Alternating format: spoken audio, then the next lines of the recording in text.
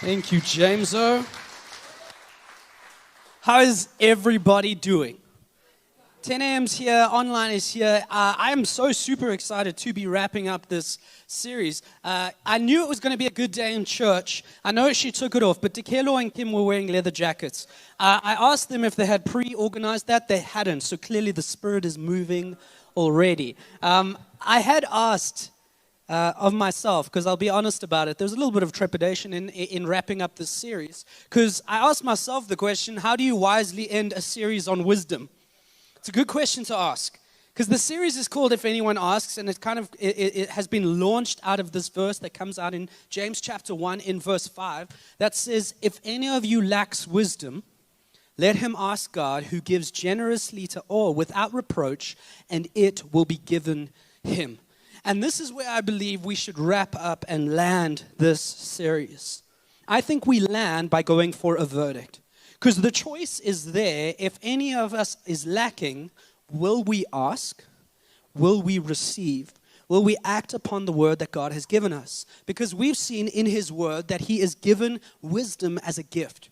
We've seen how it's practically played out in so many different areas. We've seen that there's been wisdom from Scripture in how we manage our energy and our time. We've seen how we are to use wisdom to laser focus our purpose towards the things of God and away from the distractions of our world.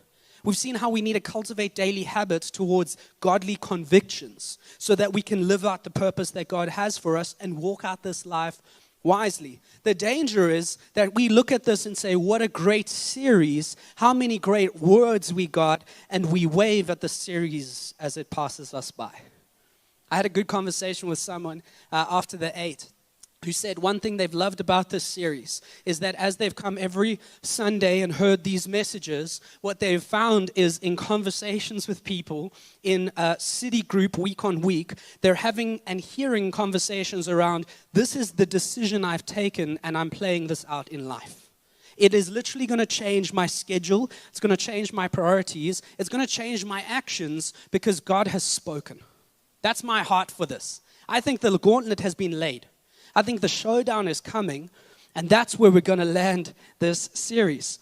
We've constantly connected this to our theme for 2023, because I hope you haven't missed it, that if we are going to be a people of his presence, wisdom is going to be critical. Because we have to walk out this thing. We are going to be a people of his presence, walking in his presence, and bringing his presence into every situation, into every circumstance, into every relationship, in every area, and we will walk it out wisely. And so we're going to be looking at one chapter in the book of Proverbs, Proverbs chapter 9. We had kicked off the series looking at Solomon, who is the author of Proverbs, and basically he was the wisest man to ever live. Supernaturally gifted from God, the gift of wisdom was real. And he writes the book of Proverbs with one goal: to unlock and give over the vault of wisdom he has to his son who will now rule after him. Spoiler alert, it takes 3 days for the son to mess up the entire kingdom. Because the gauntlet gets laid, the choice is on offer, and he chooses wrongly. He chooses not to follow wisdom, but to follow folly. And this is a laying the gauntlet out type of a chapter. Because it's a chapter that's actually going to tell a story. It's a narrative of a city where you have two opposing calls, almost these two sirens. One is a woman of wisdom, and the other is a woman of folly. And both are calling to the city, and their calls are opposed and at war with each other. And this is where the showdown comes. Will we follow the way of wisdom, or will we follow the way of folly? Will we go down the road of wise, godly counsel, or will we go down the call of the world? Our plan of action is to take a look at the 3 actions that we can get caught in. We are, as a people, as humans, can either act wisely, act foolishly, or act in evil. Those are the 3 actions of people, and all 3 of them are actually found in this chapter 9 of the book of Proverbs. And so as we lay it out, I really want to look at it, and I think it's important we all have this lens as we take a perspective and a look through this chapter. The first is to ask the question of ourselves, where do we find our actions lining up? Because if we're going to be a people of presence, we want our actions to line up with wise actions. But then, when we are living and acting this out and relating to the world, I think it's really important that we have the skills and the filters and the lenses to discern the actions of others and then walk out and relate to them wisely. If we're going to be a people of presence, we have to walk out wisely in our actions, but we also need to relate to the world in a wise manner.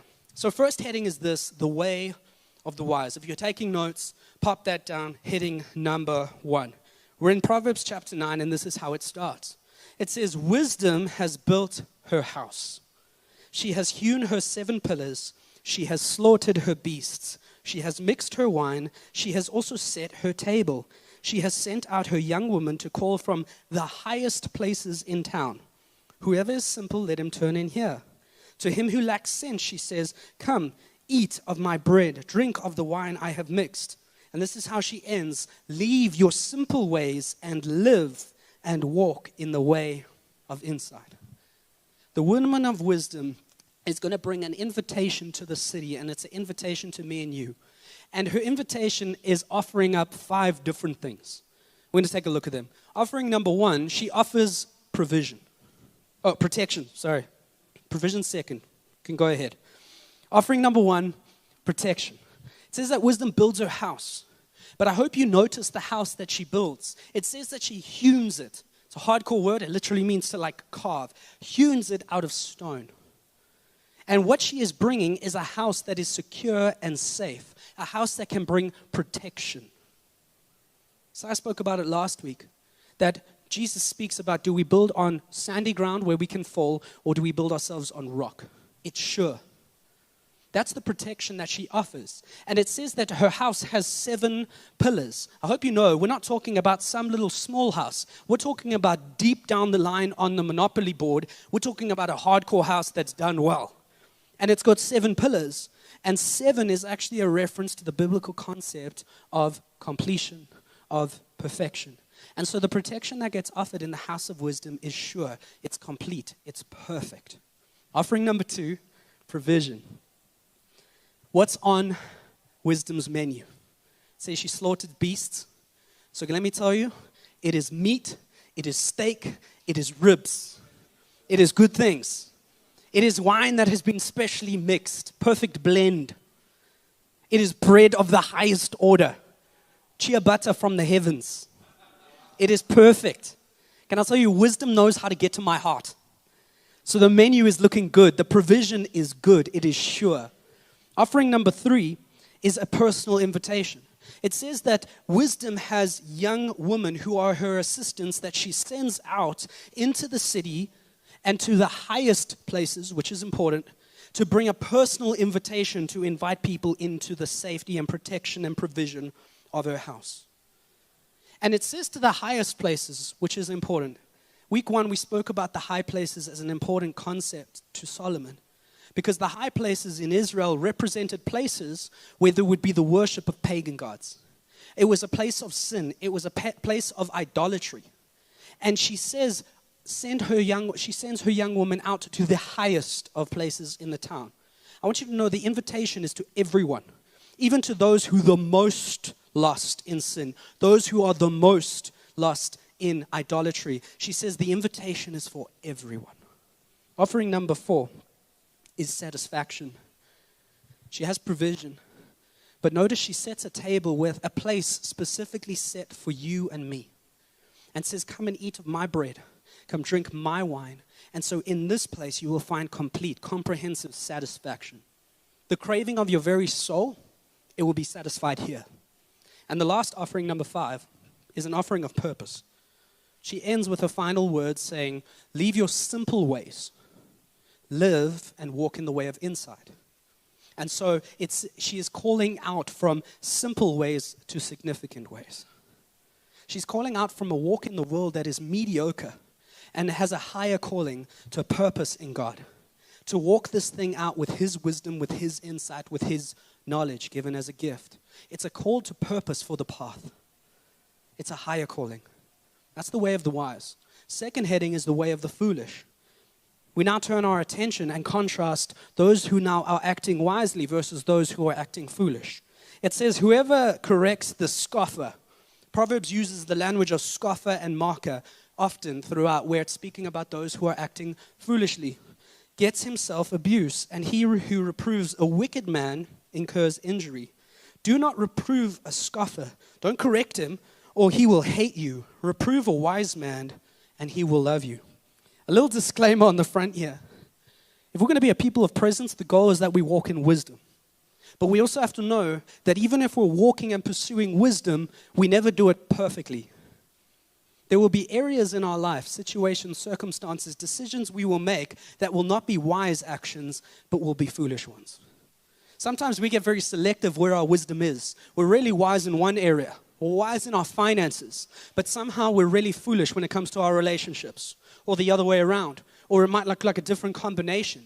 What I'm wanting us to know on the front end is that when I'm talking about wisdom, I'm not automatically equating it to intelligence. The smartest person in the room might not be the wisest person in the room. Because we as a society really value a high IQ. But we know many smart people who do evil things. We know people who have super high IQs that somehow when it comes to the ways of the world and playing it out in life, they're dumb. And yet, we value a high IQ, and yet when we come to Scripture and God's currency, He values wisdom, which doesn't value just intellect for intellect alone. It values character. I don't want us to ever get confused and think the wisest in the room now has to be the smartest. It's not what we're talking about. Likewise, when we're talking about being foolish, we're not just talking about those who lack intelligence. We know many people who have great intellect that play out this life foolishly. And for some of them, it's not because they have a lack of intelligence that they walk this way foolishly, but it's because they actually have never had a godly example of what wisdom looks like. They've never been in a community, had a mentor, sought the truth of wisdom through God's word, and so they walk the path of foolishness because they don't know any better. They've never seen anything different. And so when we're talking about walking this thing out foolishly, we know we're not just talking about that. I know there's been moments in my life, I'm sure you know have, where we have been wise and other moments where we have been foolish. We need to understand it. But we're going to compare wise actions and foolish actions, because it gets very specific around the idea of correction here. And Proverbs has a lot to say for those who would walk the path of foolishness. For us who would do foolish things. We saw in week number 1, Proverbs 1:7 says, fools despise wisdom and instruction. That's what our verses are talking about. The scoffer is never going to take on criticism or correction well. They're actually going to fight against it. It actually says in Proverbs 26:3, a whip for the horse, a bridle for the donkey, and a rod for the back of fools. It's saying the means by which you will learn or be trained or be corrected or have a direction set. So for a horse, it would be a whip. For a donkey, it would be a bridle. It says for a fool, the only way a fool will learn is through painful experience, often by their own doing. That's how they learn. I said in week 1, if we want to walk the way of wisdom, let someone else pay your dumb tax. Fools pay the dumb tax on their own, through their decisions, through their actions. Few things to contrast between our foolish actions and our wise actions.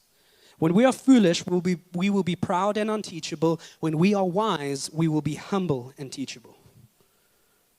A foolish person is never going to take correction well. Have you ever tried to correct someone who is walking this thing out foolishly, and immediately you get your head bitten off? Immediately their defenses are up. Immediately they go on the offensive and turn it back at you and come at you with venom. It's not like that when you try and correct or criticize a wise person, because their posture is not one that's automatically defensive. Their posture is actually, this is an opportunity to learn, an opportunity to grow.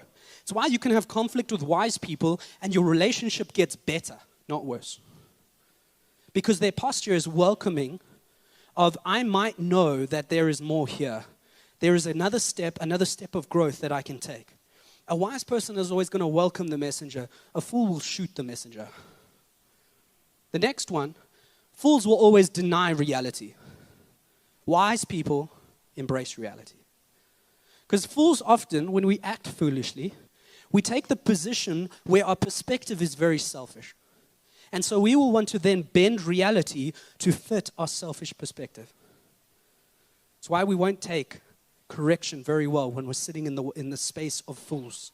And yet, when you look at a wise person, they walk into any circumstance, any situation, any relationship, even conflict, even criticism, and they go in with eyes wide open because they embrace the reality that I might not know it all. That there might still be steps for me to grow in. That I might be doing good, but there's more steps to come. Billy Graham famously said that he always seeks to turn his critics into coaches. Because the posture is, I will welcome in criticism. I will analyze it. I will test it. Because maybe there's a grain of truth here that I can learn from and grow in. And so he said, I'll never take criticism and just kick it out. I'll turn critics into coaches because they can help in my personal growth. The next one is an obvious one. People who are wise are responsible. People who are fools are irresponsible. We know this plays out. Now we have to say it. If someone is acting foolishly, we get that they're going to be a bit irresponsible, but they are going to be a lot of fun. The fool is the person you want to have on the Saturday night at the party because they're going to be a lot of fun. But they're not necessarily the person you want in your team at work on Monday because they're not going to be responsible. And the danger when you're dealing with someone who is acting foolishly in their irresponsibility is that they're really good at manipulating situations and picking out those who are responsible and pushing them to the space where they're overly responsible because their heart is good. They have compassion. They want to seek to help. Can I tell you? It's a good thing. Jesus' number one emotion that's spoken about in the Gospels is compassion. He sought to help. And a responsible person will do that. But we can get to the mistake and fall for the trap where we're overly responsible, that we get manipulated in to do for the irresponsible person what they should be doing for themselves. So we actually now move from being wise to being foolish because we enable foolish behavior by doing foolish things ourselves. Last contrast, those who walk in foolish ways are powered by the flesh. Those who walk in wise ways are powered by the Spirit. The fool is always going to stay in the selfish perspective because they're run by their feelings, not following God. They're focused on self-indulgence, what I can get, and so they are empowered by the flesh, what works for me. Walking out wisely is empowered by the Spirit, and it looks very different because it takes the humble approach that says the Holy Spirit will bring transformation. The fool won't bring any transformation because they're quite happy. Everything must change to them. A wise person says, hey, I've got a ways to go. The Holy Spirit is at work. So there will be transformation and growth, and Scripture calls this sanctification. Lining up our character, lining up our will, lining up our actions with the will of God. It's a powerful difference in these two. It continues in Proverbs chapter 9, and it says, give instructions to a wise man, and he will still be wiser. Teach a righteous man, and he will increase in learning. The fear of the Lord is the beginning of wisdom. Does that sound familiar? Came out in week 1. I mentioned this. It's a phrase that Solomon will continue to go back to. He says it 7 times throughout the book of Proverbs in his vault of wisdom. The fear of the Lord is the beginning of wisdom, and the knowledge of the Holy One is insight. For by me your days will be multiplied, and years will be added to your life. If you are wise for yourself. If you scoff, you alone will bear it. If we're going to answer to the call of the wise, walking the way and pursuing wisdom is going to guarantee no regrets, only reward. There is reward there. I will multiply and add to your days. And there will be very few regrets, because this is an important thing we need to get. Wisdom will always lead us down the road of righteousness. I hope you saw in that verse that when it speaks of the wise man and the righteous man, it's speaking about the same person. Because you cannot walk wisely and not walk down a road of righteousness.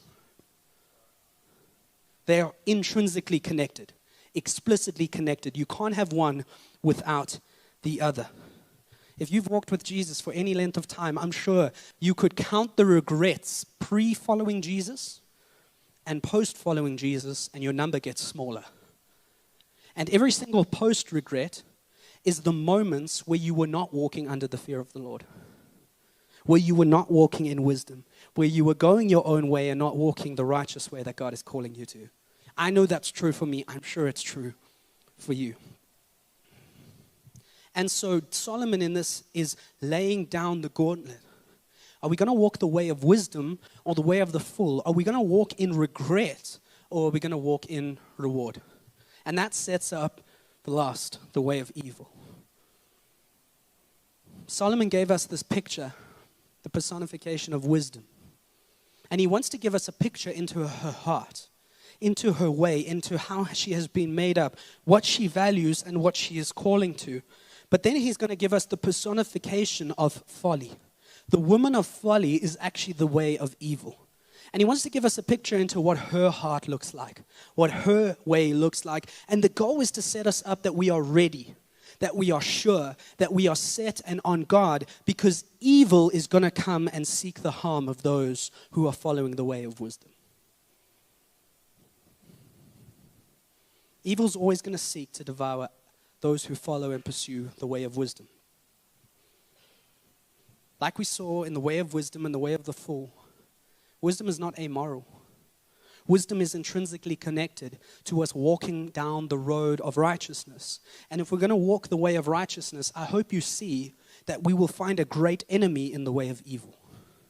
And yet we're given this gift of wisdom, and I hope you see that it is the great defense against the way of evil. Proverbs speaks about it a lot, but in Proverbs chapter 2, Solomon puts it like this. He says in verse 6, "For the Lord gives wisdom." That's his gift to us. Continues, it says, "He stores up sound wisdom for who? For the upright. He is a shield to those who walk in integrity." Verse 9 says, "Then you will understand righteousness and justice and equity, every good path. For wisdom will come into your heart, and knowledge will be pleasant to your soul. Discretion will watch over you. Understanding will guard you, delivering you from the way of evil." Last week we touched on the Lord's Prayer. What's a line in the Lord's Prayer? Lord, deliver us from evil. If you hear nothing else today, I hope you hear this. Wisdom and knowledge are not just tools for tasks, they're weapons for battle. Wisdom and knowledge are not just tools for our tasks from God. They're actually weapons for the battle. I want us to take a look at the way of evil and specifically how evil rolls. Because what evil does is takes the way of wisdom and slightly twists it. She'll mirror the actions of wisdom, slightly twisting it even just 1 degree off so that she can lead people down a road of destruction.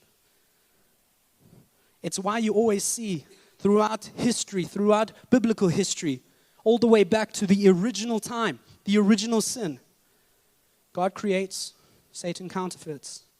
God speaks, Satan questions. It is always a mirror, and it's a slight change, a slight twist, 1 degree off, because if it's 1 degree off, we will go down a road of destruction. We're going to look at the way of wisdom, the way of evil, and comparing the two, because this is how the woman of folly goes. Verse 13, it says, "The woman of folly is loud. She is seductive, knows nothing. She sits at the door of her house." Here's the first mirror, the first twist, the first change. Wisdom is strategic and intentional. Evil is undisciplined and passive. We saw wisdom builds her house. She hews it out of stone. There is intention and strategy to bring protection and care. It says that evil just sits at the doorway, passive, hoping to catch anyone that would pass them by. Comes back to that idea of, are we building on rock or sandy ground? Because if we build on the rock, it's going to be low and slow. It's going to take time for us to build. But it is true substance. It is a strong foundation. The way of evil is quick and fast, but it is fleeting. It continues and says she takes a seat, this is important, on the highest places of the town. I want you to take a look at the difference between the location of the woman of wisdom and the location of the wisdom of folly. One is located in the presence of God, in the city. One is located in the highest places, the place of not God's presence. And it comes down to this question of worship. Because wisdom is going to have God-located worship. Evil is going to have worldly located worship. She speaks from the highest place. Wisdom speaks to the highest place. She sends her young woman out to go invite from the highest places. but her location, where she is located, is in God's presence. Where our worship is located is important because it will determine where our worship is directed. If we are located in the presence of God, our worship will be directed there. If we're located in the world, can I tell you, our worship is going to be directed away from God and toward the world. That then sets the tone for what comes next. As she's sitting there in her highest place, in verse 15 it says, calling to those who pass by, who are going straight on their way. Whoever is simple, let him turn in here. Worship sets the platform for mission, and wisdom and evil have very different missions.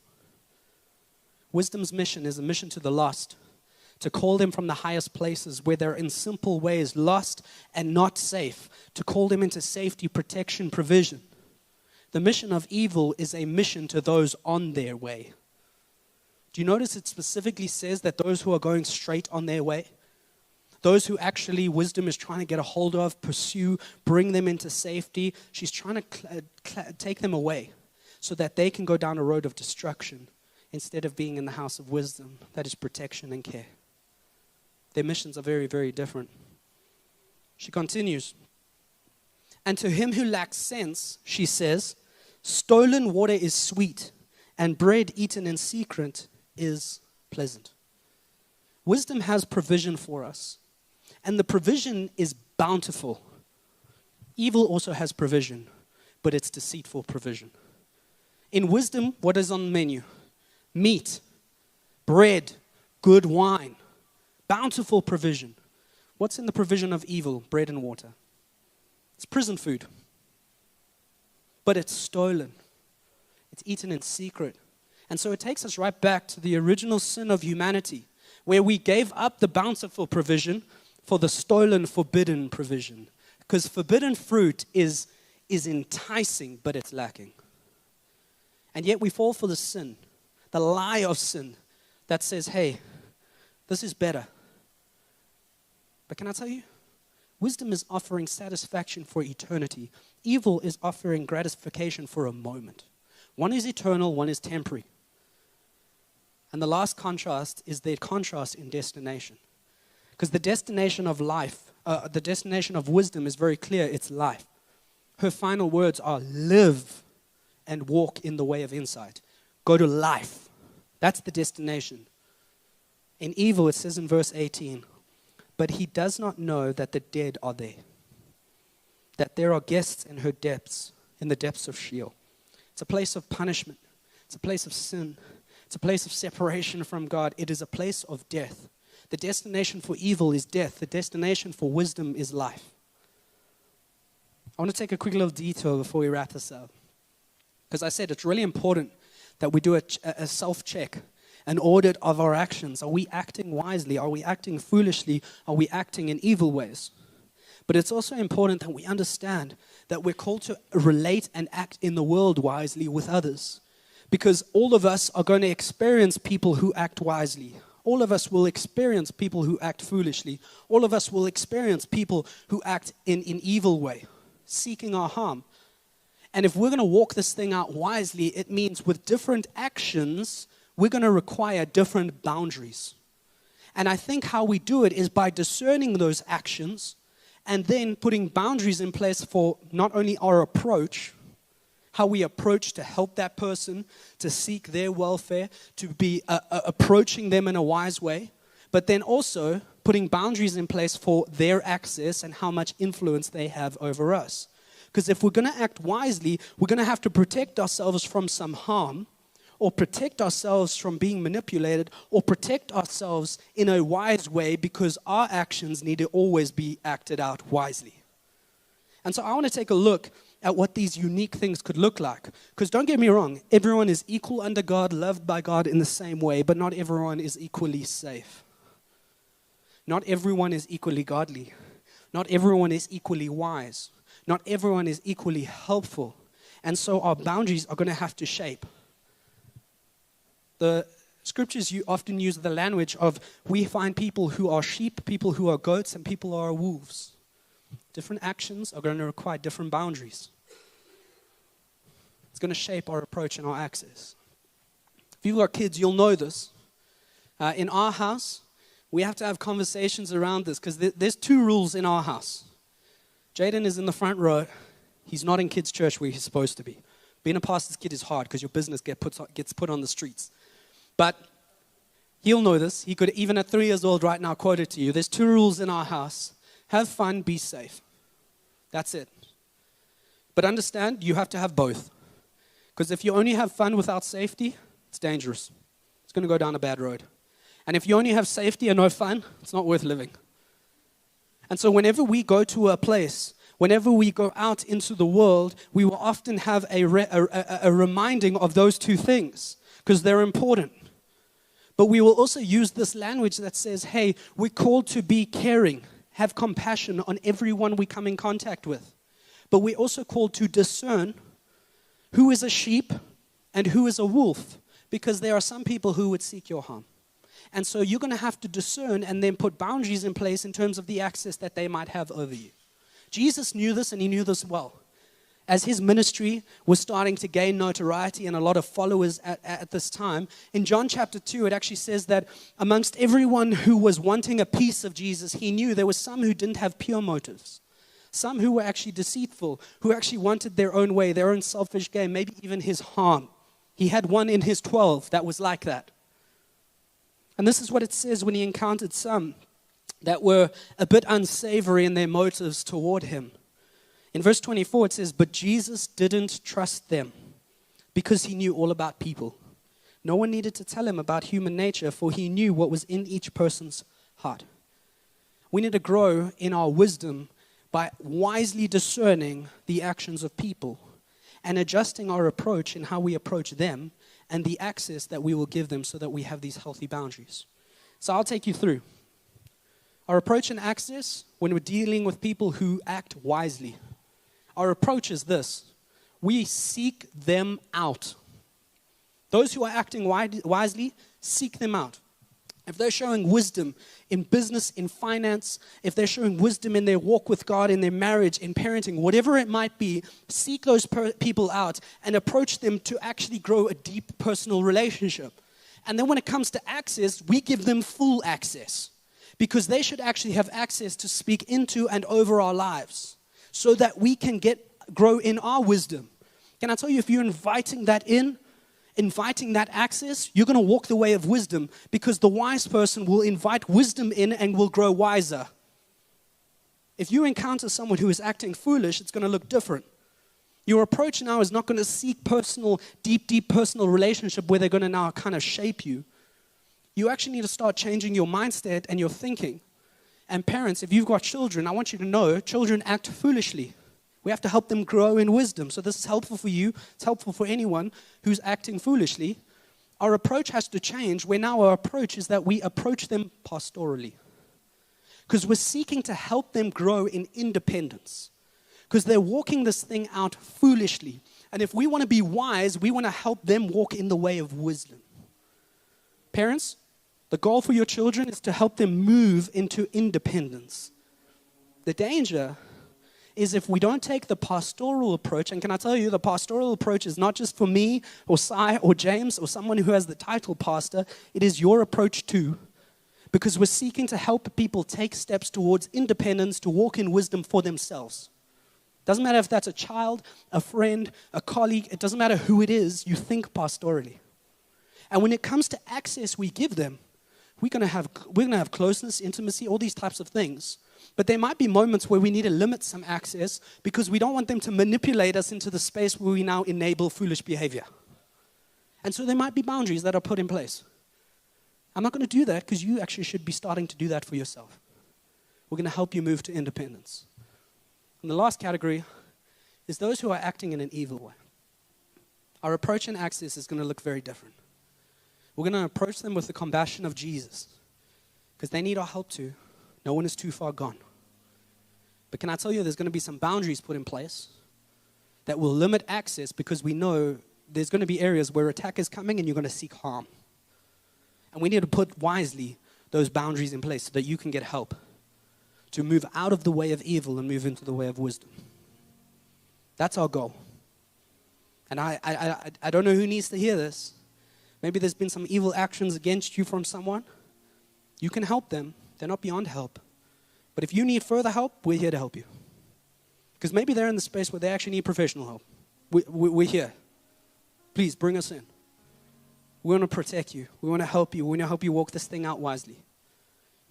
Our boundaries are going to change depending on people's different actions. But here's where I want to land it. I want to take you back to the invitation of the woman of wisdom. Her invitation was, come and eat. Come and drink. Take your seat at the table that has been prepared. I hope you see that the invitation is an invitation to provision and an invitation to relationship. Close, intimate, deep relationship under the care, satisfaction, protection of the house of wisdom.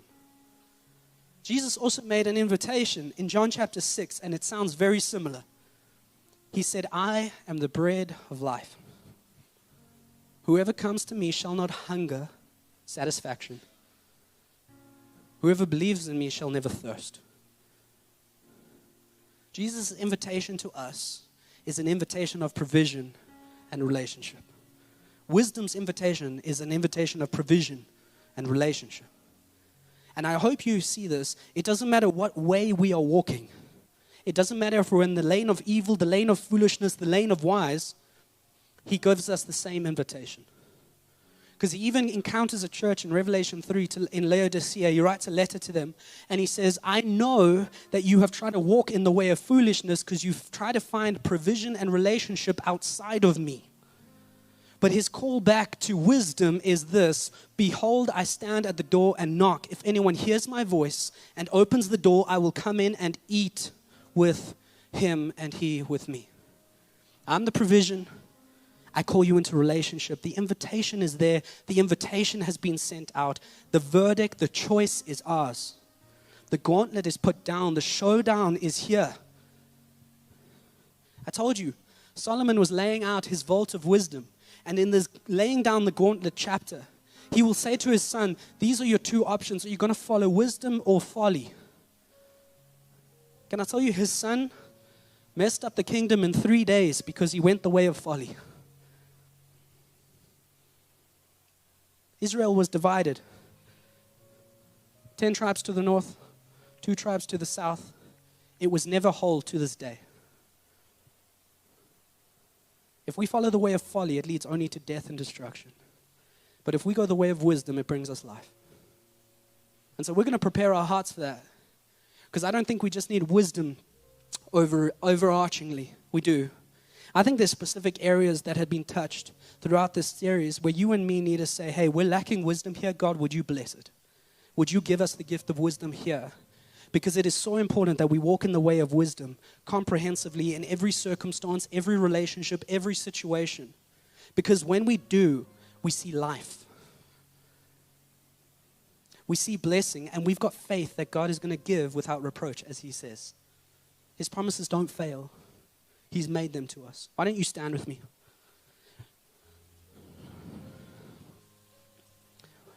We're going to get ourselves ready to sing, to worship. God's going to do some business in hearts right now, I know. And I hope you're going to ask that question, hey, Lord, where are my actions lining up right now? What is an area where I'm lacking wisdom but need you to give me that gift of wisdom, that injection of your insight? And as we sing and lift him up, I hope he starts to pick those things out in you. So we're going to sing and then set ourselves up to have a significant time of ministry and prayer. To pray for people in different areas who are actually asking, hey, God, would you help me? Would you give me wisdom for this? Because when we walk in the way of wisdom, it is a path to life. I hope you don't miss that. Jesus, we're going to lift up our voices. We're going to give praise and honor and glory to you because your invitation is one of provision and relationship. And when we walk in provision and relationship with you, Lord, we have not just life, but life to the full. And so, Lord, would you give us, again, your gift of life?